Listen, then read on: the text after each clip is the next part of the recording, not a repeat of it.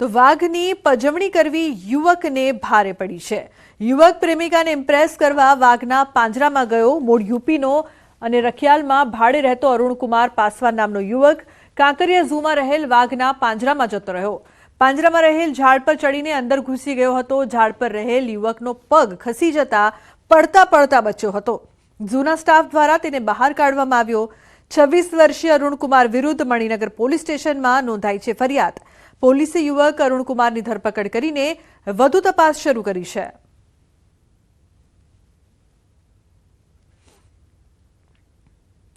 તો મોરબી સિવિલ હોસ્પિટલના સફાઈ કામદારો હડતાળ પર ઉતર્યા છે। 121 જેટલા કર્મચારીઓ કલેક્ટર કચેરી ખાતે ધરણા પર ઉતર્યા છે। અનેક રજૂઆતો છતાં પગાર સ્લીપ, બોનસ તેમજ હક રજાઓ ન મળતા વિરોધ પ્રદર્શન। સફાઈ કામદારોનું કહેવું છે કે નોકરીમાંથી કાઢી મૂકવાની પણ ધમકી આપી। સફાઈ કામદારોએ માંગ ન સ્વીકારાય ત્યાં સુધી હડતાળ યથાવત રાખવાની ચીમકી ઉચ્ચારી। તો મોરબી શહેર કોંગ્રેસે પણ સફાઈ કામદારોની હડતાળને સમર્થન આપ્યું છે।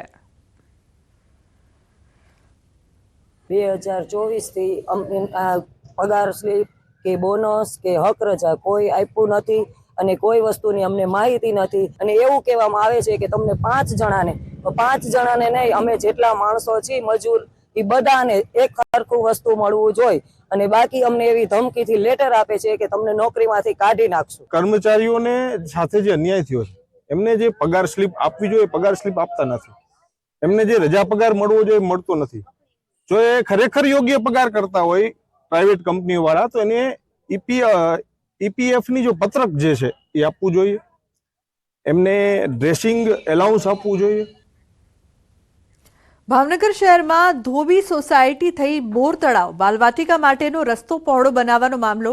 ગત ઉનાળામાં આગ ઓકતી ગરમી વચ્ચે તંત્રએ બુલડોઝર ફેરવ્યું હતું અને વર્ષોથી ગેરકાયદે બાંધકામ કરીને વસતા લોકોને બેઘર કર્યા હતા। મહાનગરપાલિકાએ કડક કાર્યવાહી કરી આ જગ્યાએ નવો અને પહોળો રોડ બનાવવાની યોજના રજૂ કરી હતી।